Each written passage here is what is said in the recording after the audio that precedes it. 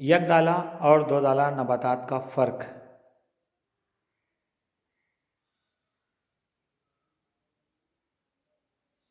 एक दाला नबातात के बीज में एक दाल होती है,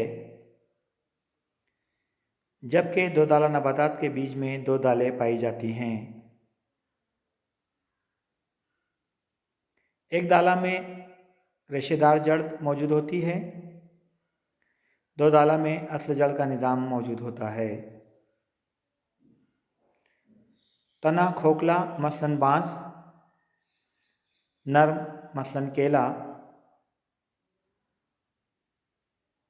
और चकती जैसा मसलन प्याज, ये तमाम एक दाला नबातात हैं, जबकि दो दाला नबातात का तना मजबूत और सख्त होता है।